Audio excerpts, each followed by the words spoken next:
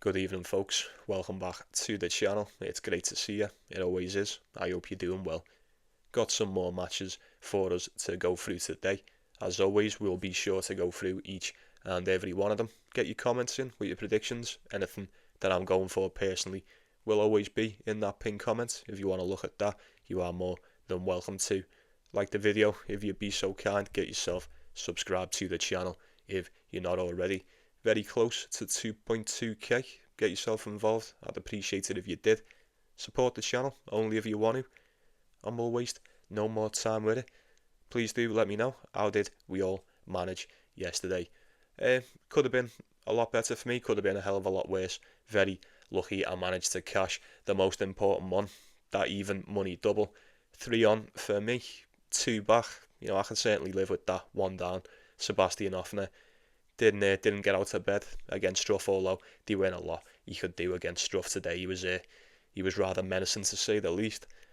But as for Marcus Giron, Jaume Munar just turned up and made Marcus Giron look like an American idiot today. Straight Green Day shit, so it is what it is. Not really surprised. Certainly got a lot to build on, but we're in a good spot. And we'll get into these ones today, shall we not? Very well then, folks, we shall head on over to Austria. First off for us today, we've got Rinderknech, Norbert Gombos.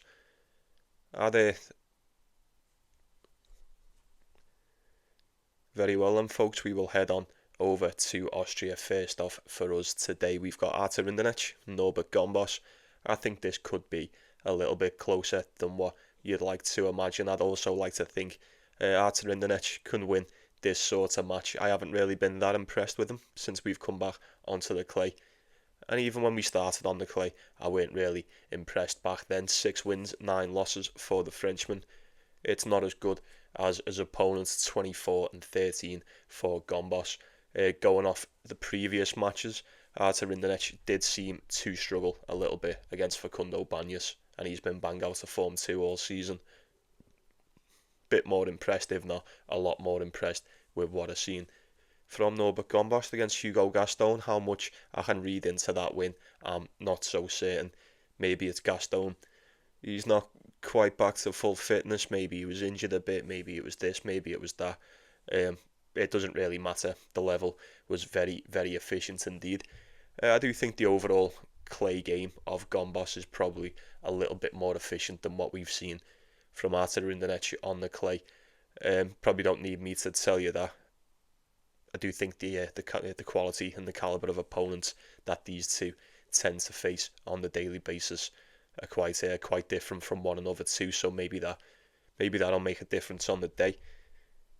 I'm seeing 1.5 for Rinderknech. It's not bad. It's not bad whatsoever. Like I said, he hasn't really done that much on the clay this season, but he does tend to play well in this tournament alone. Quarter-final 2023, semi-final in 2021. Not too bad. Gombos is 5 years older than Rinderknech as well. 35 years old. I'm not too sure. I say if it was anyone else, I'd look at what he done in the previous matchups, and I'd probably just go with the dog in this spot. But I do think Rinderknech, providing he can get behind that first serve, that'll be crucial in this one, just like it is in pretty much every match involving the Frenchman. First serve, crucial, super crucial. If you can stay behind that, there's usually enough 3 points within it to see him through matches like this. But I don't think Gombos is a joke. He's no joke whatsoever. If he comes to play like he did against Hugo Gaston, I imagine Rinderknech is in for a rather tough time. So just keep an eye on that one. And then we will move on to Hanfmann, Sebastian Baez. These are all good today. I think the majority of, pretty much, if not every one of these, are really decent matches today. Hanfmann and Sebastian Baez will be a decent one, no doubt. Quite happy with what I've seen from Hanfmann today. Quite happy indeed. There was a time or two in the first set where I thought, oh god, don't really know which way this is going to swing, but overall, super solid, super efficient.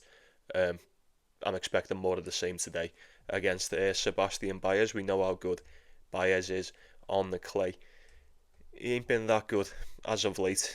he won a few games in that Bundesliga, won the first round match over Imbestad, and then got beat by Luciano Darderi, but there's no shame in that. He played really well over there too.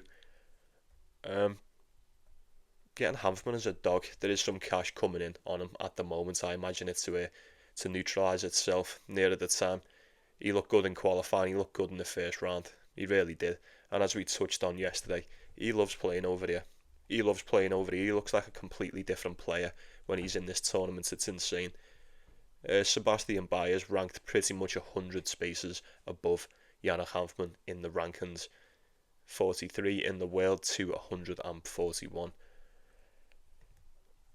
I really want to go with Yannick Hanfmann. I do. It doesn't feel right going against Sebastian Baez on the clay, like I said. Since we come off the grass, he won the 3 in the Bundesliga, went 1-1 over in Sweden. Prior to the grass, he was in one hell of a slump ever since getting to the final over in Romania, and he got beat by Flavio Cobolli. He just couldn't seem to buy a win, to say the least. Have I seen enough in the past month or two, or just have I seen enough from Sebastian Baez since we've come back onto the clay, pretty much in Sweden, to suggest he is ready to take out Yannick Hanfmann? Odds are very, very close indeed. While Hanfmann's a dog, and he seems to be in rather fine fettle indeed, I'd fancy him to be good for at least one set off Sebastian Baez. Any takers for that? I think that would have come in more often than not. You know, if we're taking the Bundesliga out of it, I don't really know how serious players take that one, but if we're taking that out of it, you've only got Sweden to go off. 3 games on the grass, and then that snide run he was in prior to the grass. So Hanfmann for a set, maybe just bite the bullet, take Yannick Hanfmann as the dog in that. Like I say, he's a very slight dog. How much longer he'll remain a dog, I'm not too sure. So if you're going to go, you may want to go now. Then we've got Botic van der Sandschulp and Filip Misolic. I think I'd have to go with Filip Misolic in this one. I think I'd have to go with him.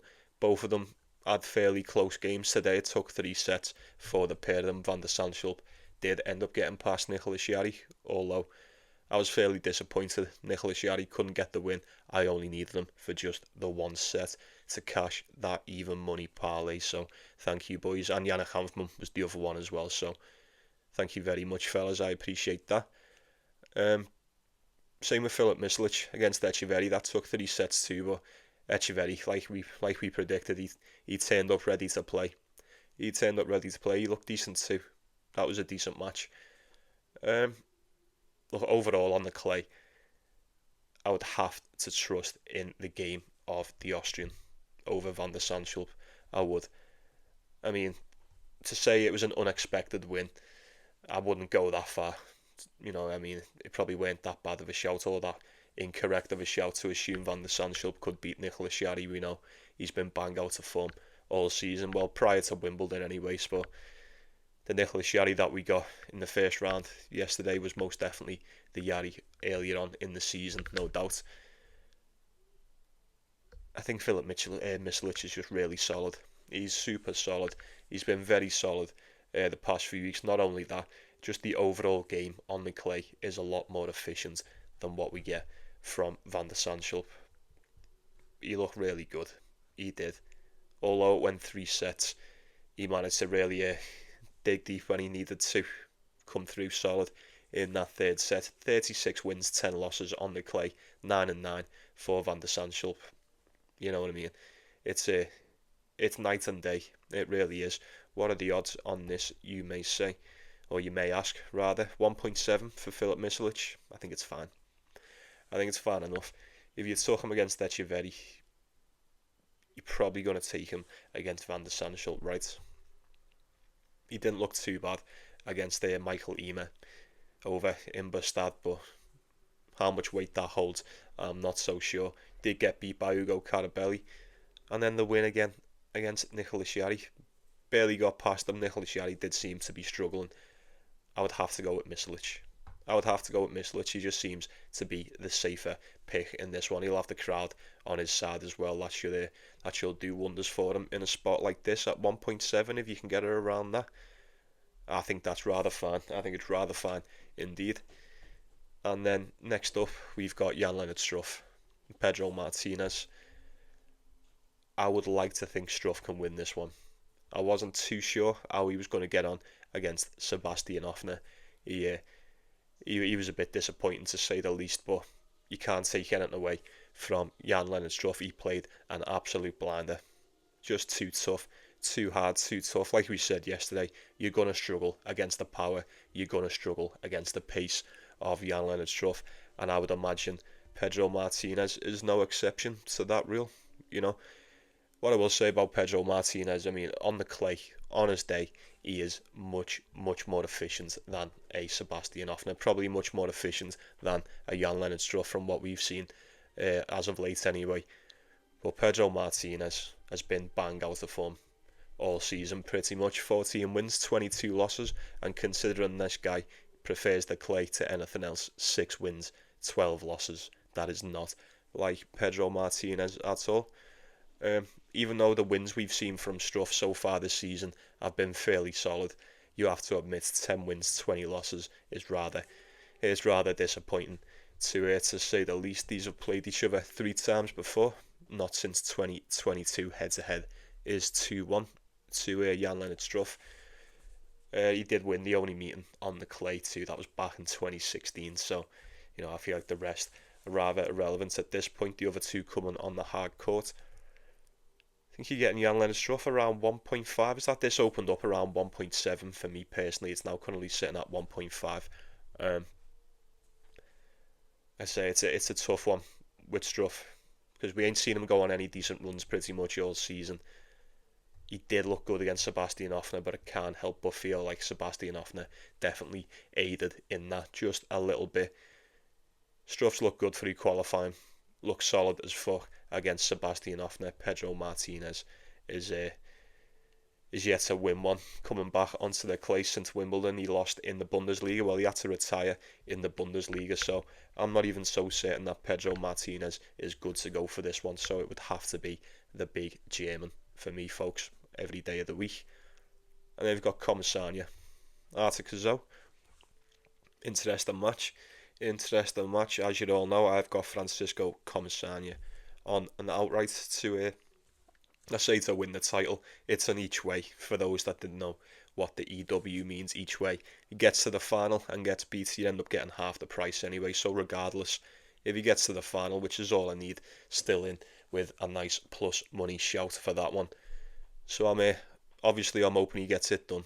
I'll most definitely be rooting for the Argentinian today, but I do think he'll have his work cut out for him in Cazaux. I don't think it's wise to entirely sleep on the Frenchman today, although, as we mentioned, ain't been too great this year. 14 and 13, it's not bad, it's not great.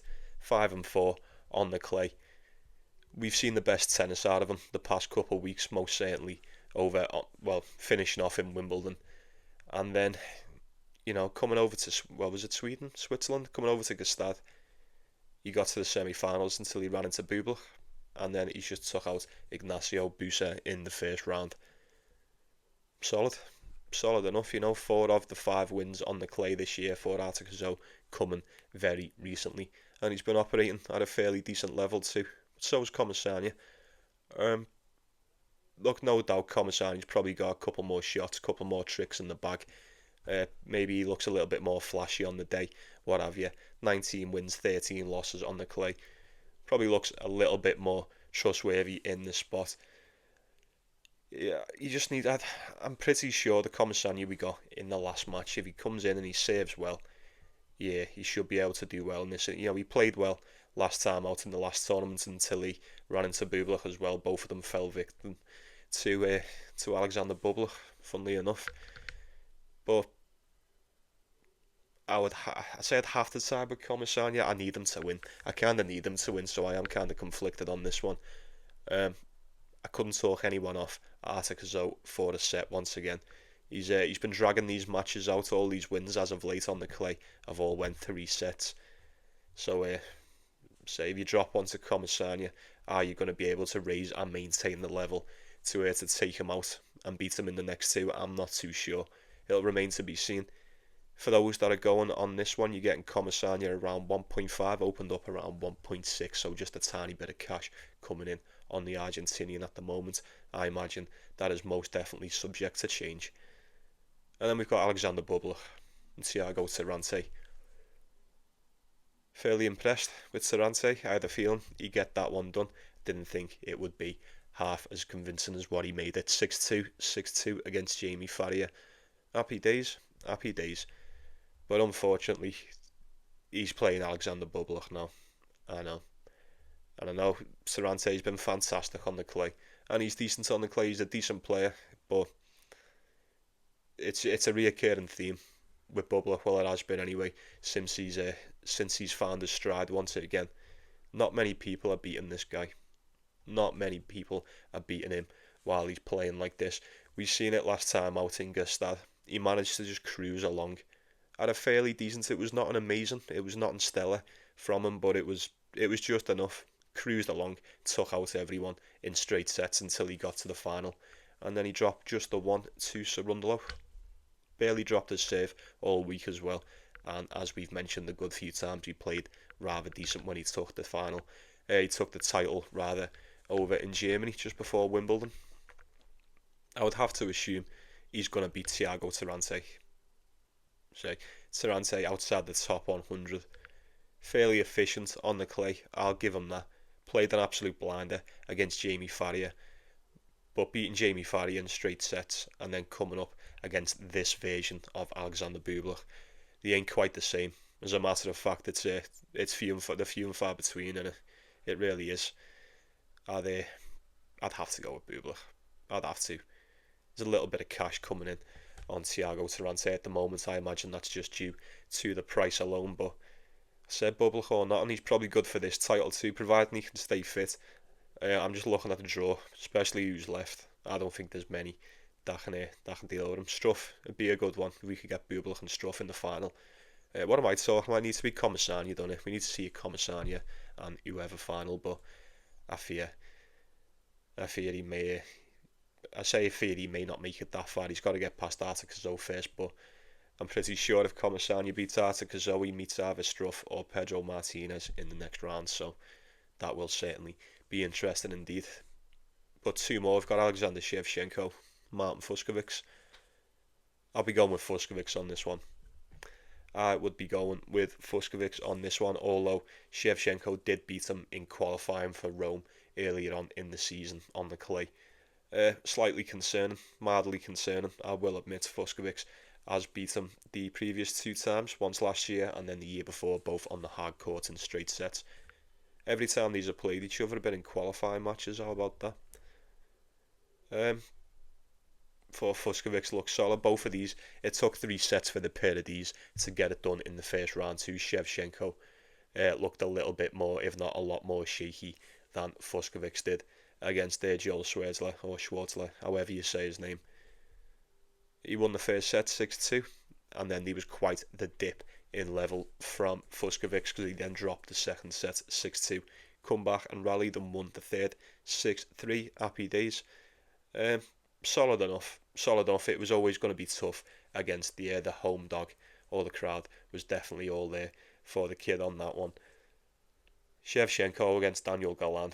I mean, I'm not taking anything away from the performance, and I'm definitely not shitting on Daniel Galan, but you're going to struggle that much against Daniel Galan. I imagine you're going to struggle a little bit, if not a lot more, against Martin Fuscovics. He's just a hell of a lot better on the clay. I think he's a lot more efficient. Not only has he been much more efficient in the previous game, I think just the overall clay game of Martin Fuscovics is probably a lot more trustworthy than, let's say, Alexander Shevchenko's. 1.8 this opened up around, somewhat split down the middle, slightest of favourites to Fuscovics. It's now going to 1.65, so most definitely keep an eye on that, see what it's like near the time. Fuscovics would most definitely be the play for me in that one. And then we'll wrap this up over in Kitzbuhel with Roberto Bautista Agut and Thiago Seyboth Wild. Interesting. Safe to say we were all more than impressed with Roberto Bautista Agut last time out on the grass. But pretty much since that run that he had in Queens and then Mallorca, he ain't really done too much. First round exit in Wimbledon to Cam Norrie, 1-1 against Tsitsipas in the Hopman Cup. Anyone was watching that? Someone did mention that to me in the comments. Got beat by Felix in the Hopman Cup as well. That was a couple days ago. Seyboth Wild looked fairly decent against Justin Engel, 7-5, 6-3. I expected him to win. Don't really know what to take from that performance. Justin Engel is just 17 years old after all. Who's the favourites in this? You may be wondering who is the favourite. Is it Bautista Agut? 1.55. It's a bit steep. That's a little bit steep for my liking. I mean, I know Seyboth Wild ain't exactly been in the greatest of form all season. Bautista Agut, though, I mean, since we've come off the grass, I'll be honest with you, I'm not expecting the same level. In fact, I think it's safe to say, statistically, there is most definitely a dip in performance, a dip in the level when it comes to the clay game. More so this season of Bautista Agut. But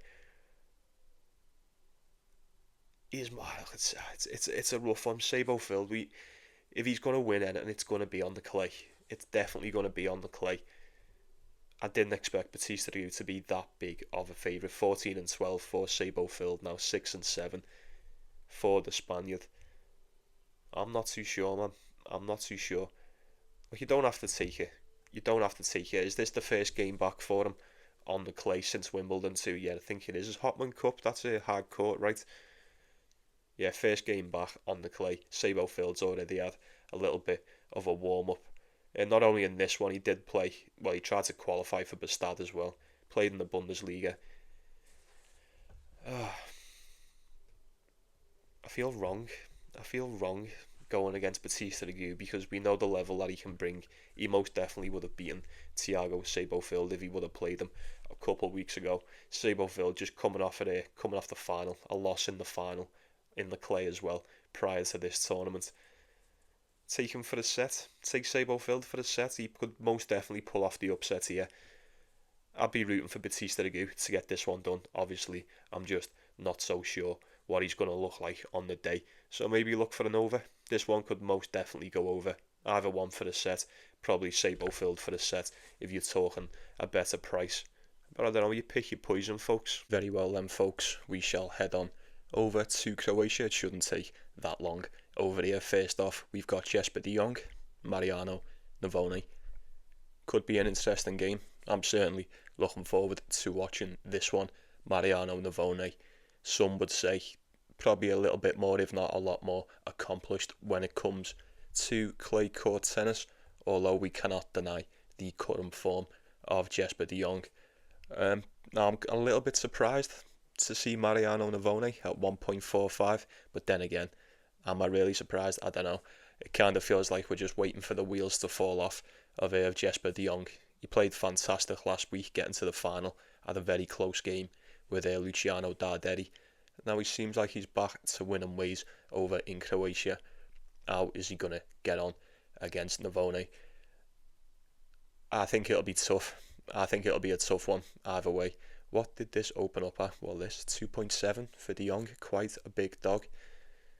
I think we could be in for an over.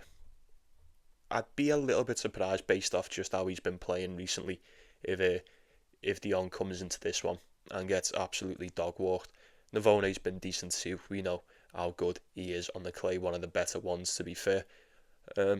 He did kind of get gifted an easy win in the first round with Basilashvili, who he'd just previously beaten last week, so I don't know how much I can take from that. Same with de Jong. I mean, both of them got it done with relative ease in straight sets. Considering de Jong's in one hell of a run of form, considering he's just coming off a title run as well, he seems to be quite a big dog indeed. I don't know whether I like that or not. Like I said, it's probably entirely dependent on whether he runs out of steam, if he runs into a brick wall in Mariano Navone or not. At 1.4, I probably wouldn't feel comfortable taking the Argentinian at that price. No doubt he could win this. No doubt this is a very winnable game. for Navone. It's probably a winnable game for the Jong too. Like I say, he showed no sign of slowing down, so it's entirely up to you, however way you want to look at that. Like I said at the start, we could be in for a rather tight one indeed. And then we've got Francisco Cerundolo, Carlos Taberner. Have to be Cerundolo, wouldn't it? It would have to be Cerundolo in this one. Barely 1.2 on the decimal, and I kind of understand why. Now, I wouldn't touch this one anyway, as you already know. I've actually got Cerundolo on an outright to take this title each way, just in case he doesn't. If he gets to the final, I'll be more than happy with that. So I'm obviously going to be rooting for him to get this one done. He looked fairly decent last week. Ran into Darderi, had a close game with him. Decent match indeed. Got beat, no shame in that. The Italian went on to clinch the title. There's just levels, isn't he? There's just levels. Cerundolo, top 20, Taberner, barely in the top 110. Well, he's not in the top 110, 111 in the world. Both of them most definitely prefer the clay to anywhere else, but Cerundolo is just much more complete, much more lethal. I was going to say on the day, but I think he's just better. I think he can cruise through a match like this, no doubt. He's one of the best around. One of the best around, no doubt about it. Very steep price, I imagine. There's no business to be done on that. I'm very lucky I got a good price for him to take this title at the start of the week. Cerundolo, every single day of the week, I would be very shocked and also very disappointed if he was to get sent home against Carlos Taberner. So you do with that one what you will. And then we've got Droguet and Kopriva. I think this could be an overspot as well. Both of them identical records on the clay this year, 21 and 8, the pair of them. The Frenchman has had to come through qualifying. And considering he's had to come through qualifying, I mean, if you look at the levels, 176 in the world for Droguet, and then 79th in the world for Kopriva. We've seen a lot more from Kopriva as far as tour level matches goes this season. But with all that being said, odds are somewhat split down the middle. A little bit of cash coming in on Droguet at the moment. Kopriva opened up 1.58, 1.6 call it. It's now sitting at 1.8. Strange, very strange. Strange things are happening. Something is most definitely afoot in this. Now, I'd have thought just straight off the bat, I'd have looked at this and went to Kopriva just based on what we know. But I don't think it's as cut and dry through that. Frenchman has looked fairly decent. Well, he's operated at a fairly decent level anyway through qualifying. Come into the main draw, face Christian Gannon, straight set against him. Relative ease too, 6-3, 6-3 was that? It was indeed. Kopriva, it took 3 sets to get past Rafael Collignon. Could he struggle? Am I expecting him to win? Probably not. We know how good he can play on the clay. We know from what we've seen earlier on in the season. I'd say he's beaten more proven, definitely better players than the guy who stands in front of him today, but I don't know. It's very tough to get a read on Kopriva, it is, so I'd lean towards an over. Either one for a set. We're at that point now, you know, especially with odds like this, they really could just go either way. Next up, we've got Tseng and Darderi. Got to be Darderi. It has to be Darderi. Quick shout out to Tseng because he is rather decent on the clay, tends to do all of the work on the dirt. 21 and 14 on the surface, 22 and 12 for Luciano Darderi. The performance have been at a lot higher level. The opponents have been a lot higher caliber too. He's just coming off the back of that title. Couple days off, 3 days off by the time he plays in this one. Is that going to be enough? I'd like to think so. Quite a big favourite, 1.3. You can get him around 1.4, depending. I've got him at 1.4 on the exchange, a little bit more. Not a bad price, not a bad parlay piece, I could say. Prior to Croatia, Tseng was on one hell of a losing streak, 1, 2, 3, 4, 5 games, to be precise, including a shitting off the bed to Summit Nagal. Yeah, I can't have that. I can't have that. It would have to be the Italian every single day of the week in this one for me, and we'll see what happens. And then 2 more we've got. This one, so the odds are just getting set for this now. It's Nicholas Basilashvili, Dino Prizmic. I don't know what the odds are. They're all over the place. We'll have to wait until they drop. I couldn't tell you who's going to be the favourite. Maybe Dino. maybe Dino, based on form alone, 22-4 on the clay this season, fantastic, operating at a very high level indeed, I'll give him that. Basilashvili, I'd say a lot more proven, a lot more experienced, a lot more seasoned at tour level. We all know that. You're just rolling the dice on the youth versus the experience. I wouldn't mind taking a punt on the youth in this one. He's playing really good. He's playing really good, man. Fantastic tennis. Am I going to... I need to see what the price is, don't I? I don't even know what the odds are. I'll assess the situation on that one when we get some prices put up, but I would imagine the youngster has got more than enough to take on Basilashvili, although the Georgian is rather decent himself. When he turns up, he can be very, very hard to beat. So, given what we know, we could be in for a close one either way, either one for a set. While the odds are like that, I don't know what the odds are. So, we'll cross that bridge when we come to it. And then, last up, we've got Damir Dzumhur, Stan Wawrinka. It'd have to be Damir Dzumhur. It would have to be Damir Dzumhur. I mean, Stan Wawrinka did get past, that guy in the first round. Julian Meta, is that how you say it? Straight sets. Damir Dzumhur, pretty decent last time out. Bumped into Francisco Cerundolo in the quarterfinals over in Bastad. Took a set off him. Fairly decent on the clay, well more than decent on the clay. Is one of the more efficient clay court players at the moment, we could say. Stan Wawrinka, I just don't know how much I trust him anymore. He's coming into this one as a slight dog. Damir around 1.6. Head to head is 2 apiece. Look, if Damir was beating him in 2017 and 2019, I imagine he's going to beat him now. Even though Stan Wawrinka has won the most recent of the 4 back in 2020. A lot's changed. This ain't the same Stan Wawrinka. Nothing like it at all. Nothing like it. I couldn't go with him. Based on pure vibes alone, it'd be great to see him get a win. Obviously, I couldn't trust him. I think 1.6 with Damir is rather sweet. Is rather sweet indeed, folks. Very well then, folks. We shall finish off over in Washington. Try not to waste too much time on these ones. First off, Zachary Zwader and Yuri Lehecka. I'll be going with Yuri Lehecka in this one. Quite a step up for the American indeed. Yuri Lehecka earlier on in the season to start, one of the better players on the surface, no doubt about that. Thought Zwader played decent in qualifying. He looked decent enough against Kecmanovic in the first round. Did take the 3 sets to get past him. That was quite a step up compared to the opponents that he's used to seeing.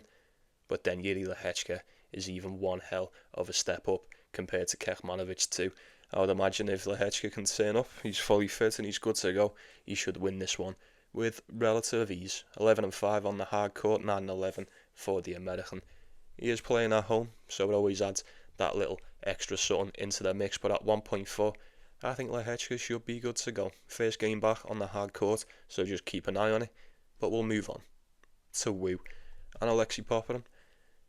Straight off the bat, would not be going anywhere near Alexei Popyrin today, based on the season. This guy's having 13 wins, 17 losses, 2-6 on the hard court. I don't think there's been a point in the season where I've felt confident in taking Alexei Popyrin. Not one single point. I expected quite a bit more than that, certainly. 15-3 from Wu, managed to get it done against their Gelmont Feast today. Don't know what happened in that. I was watching it. Next thing you know, I turned away. And I look back, and Gail Monfils is on the floor, and the supervisor trying to carry the fucking Rolex board away. Absolute madness. But good shit from Wu. He's been a lot more promising on the surface this year, 15-3, like we said. Alexei Popyrin, considering he's ranked so much higher, 24 in the world compared to 243. Odds 1.7, 1.75 for the Australian. I don't trust him. I certainly do not trust him to get this one done. I certainly wouldn't be surprised to see him get beat. So we'll move on to somewhat of a more trustworthy Australian, and Alex de Minaur. And he's taken on Boo, fully expecting the Demon to win this one. A few people are saying he's in with a good shout to make a decent run and claim this title. We shall see. 1.15 for de Minaur. Played each other in Miami this year. 6-4, 6-4 to the Demon. Now we know the quick conditions most certainly suit Boo a lot more than what they do anywhere else. The quicker the conditions, the more he thrives. Put in a decent match against Goffin, but now he plays the Demon. First game back onto the hard court for Demon. So obviously it's something to just keep an eye on, but at a price like that, there's certainly no business to be done with the Australian today. I am fully expecting him to win, but maybe just look at Boo on the points if you are seeking some value within that one. And then we've got Daniel Medvedev and Ralia Pelka. I wouldn't be going anywhere near Daniel Medvedev. He's another one. I mean, the numbers wouldn't suggest it. 23 and 14 is fairly decent. 9 and 5 on the hard court. That's decent too, but you have to admit that, look, there's still half a season left. There's still a lot of time for Daniel Medvedev, but he ain't clearly had the start of the season that we all thought he would. To say the least. Ralia Pelka, I wouldn't say he's a lot more promising either, but he has been on the hard court. If anything, I mean, probably looked just the same, operating at the same level as far as win efficiency. 10 and 6 for the American, 9 and 5 for Medvedev. Played each other 6 times before. Head to head is 4-2 to Daniel Medvedev. More importantly, Ralia Pelka did beat him a few weeks ago in Den Bosch on the grass. Straight set, 2 tiebreakers. How'd you like that? I'm seeing Daniel Medvedev at 1.3. I know, 1.3, and I'm not surprised. That's just Medvedev prices. I don't agree with it. He should be beating Ralia Pelka, but I thought he should be beating Benjamin Bonzi over in Wimbledon, and he got sent packing in the first round. So maybe an upset isn't entirely off the cards for Ralia Pelka here. It's definitely not. I mean, he beat him a few weeks ago on the grass. You could definitely beat him on these quick courts in the States, even though Medvedev does tend to specialise on these hard surfaces. I just couldn't trust him. Certainly not at that price. Seems a bit of a price to pay for Medvedev to potentially ruin my day. So we'll crack on to we've got Taylor Fritz, Alexander Vukic. Probably the quickest one of the night. I've got Taylor Fritz on a nice little outright, 4.5. Just to get to the final, get half of that nice plus money ticket, even if he loses. 1.13. I am fully expecting Taylor Fritz to get this one done. I refuse to believe Alexander Vukic is going to send this guy home in his first match when he's the favourite to win his home tournament. Simple as that. Not more to be said on the matter. So we'll crack on to Matteo Arnaldi, Lorenzo Sonego. This is tough. Something within me wants to side with Lorenzo Sonego, and I don't know what it is. Both of them have went 7 and 6 on the hard court. It doesn't get much more split down the middle than this, although we are getting Lorenzo Sonego at a drop in price. Opened at 1.8, currently sitting at 1.7. We'll see what it stands at nearer the time, but I probably would lean with him, but I don't know. Matteo Arnaldi barely got past Daniel Altmaier, has already played that one game on the hard court coming back. Lorenzo Sonego is yet to play one since Wimbledon, but he looked fairly decent over there. We know what we're going to get from Sonego, providing he's fit and he's good to go. He's tough to beat. I feel like these two kind of cancel each other out quite a bit. Both of them are really good at what each other can do. I think we're in for a long one. I would lean towards an over in that spot, but I would not be picking it with much conviction. It really could go either way. And then really quickly, we've got the Davidovich Fokina, Jaume Munar. I haven't got any odds for this because it's only just finished, but Davidovich Fokina looked like a fucking idiot last time in Mexico against James Duckworth. A damn fool. And Jaume Munar has just turned up and made Marcus Giron look like a fucking retard over in Washington. I would not be surprised to see Munar turn up and give Davidovich Fokina, providing it's the same version of Munar, he'd give Davidovich Fokina a lot of trouble indeed. But I also wouldn't put it past Jaume Munar to put in a performance like that and upset one of the home favourites and then come and get absolutely slapped up in the next game and let everyone down. It is what it is. I'd look at him for a set. I don't know what the odds are. You'll have to wait till they come out. And a couple more. Got Leonard Tien, Andrei Rublev. I'll be going with Rublev. I'd like to think he's got this one in the bag. Tien at home on the hard court does kind of spell danger for Andrei Rublev. Emilio Nava give him a very good go last week in Mexico, and then Tien's just wiped the floor with him in the first round in Washington. Are we in for another upset? I don't want to believe it. But I am more than aware of the possibilities of this one going pear-shaped for Andrei Rublev. I'd have to go with him just based on what he is and what we know he can bring on the day. Currently getting him around 1.5, a bit of cash coming in on Tien. I fully expected that. Rublev or not, folks, not going to overthink it. He's been far from convincing on the hard court this season, apart from that title that he got over in, was it Dubai? No, Doha. I knew it was one of them. But he weren't too good before that. He was okay-ish. Got that title, and then he was rather poor ever since. Decent enough on the clay, decent enough on the grass. Got to the semi-finals where he got beat by Kovacevic over in Mexico. I am expecting him to get past Lehecka, but crazier things have happened, especially with this guy. If he stays out of his own head, he should win this one based on class alone. Just two more to finish us up. We've got Flavio Cobolli and Nishioka. I'll be taking the Italian in this one. I don't know how much I can take from that win against Jensen Brooksby, although it was a decent one, and it was quite the upset according to the bookies. I think Brooksby just turned up and looked like an American idiot. I really did. Another one who can't even turn up in front of his home fans and put in a decent performance, but good stuff from Nishioka. Definitely needed a win. Guy's been one, to say he's been in one bad patch of form probably isn't that fair to say. He's been fucked up, hasn't he? He's been super banged up. He could barely get through a match, never mind win one. But maybe he's back to full fitness. He certainly looked alright against Brooksby, I'll give him that. I haven't seen Flavio Cobolli since Wimbledon, but he's won 3 on the hard court over in the Hanfmann Cup, and he beat Felix as well in 3 sets. I would have to assume Flavio Cobolli, given what we've seen over the grass and the clay, I would like to assume he can carry it on over into the second half of the season onto these hard courts and do some damage. Yeah, he certainly can't do any worse than what he did to start the year. I'll tell you that for free.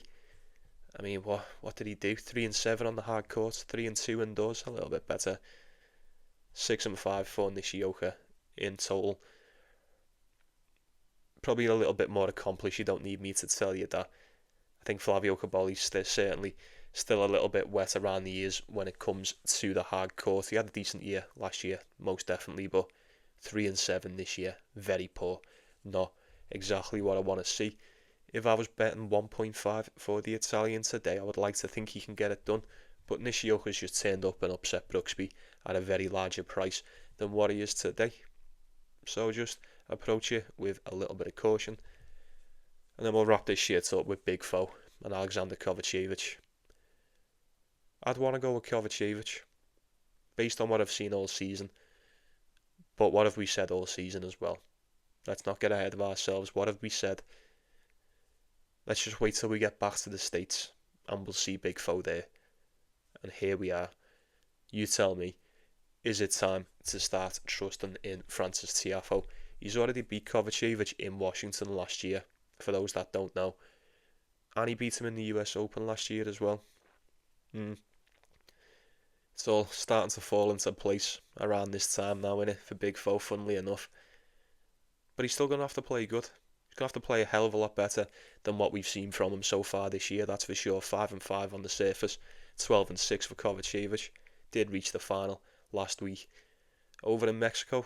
Same with the Jong game in one of the early ones. I feel like we're kind of waiting for the wheels to fall off. With Alexander Kovacevic, you're waiting for the gas to run out. 3 sets against Quinton Hallis. Quite close. A lot of people writ him off, and we kind of knew it was going to be a tough one. 6-2, 3-6, and then 6-3.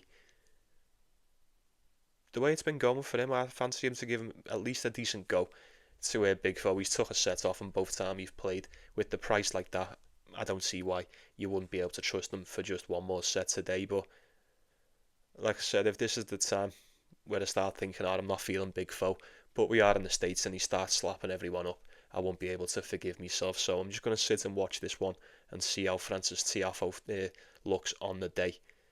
And then I'll assess the situation in the next round. But that is going to do us. I shall be saying good night to you all. Appreciate you watching. Thanks for watching the show. Mean a lot to me. Take it easy, yeah. Take care of yourselves. Take care of one another. It's the most important thing. Like and subscribe too before you go. I'd appreciate that. Let me know what you're going for in the comments. Share with the group. Share your positivity too. Lord knows we all appreciate a bit of that. But I'll be seeing you folks. Best of luck with your bets. Just enjoy the tennis in general, yeah. That is the main thing after all. Enjoy it today. Have yourself a good one. And I'll see you all tomorrow. See you in a bit, folks. It's always a pleasure.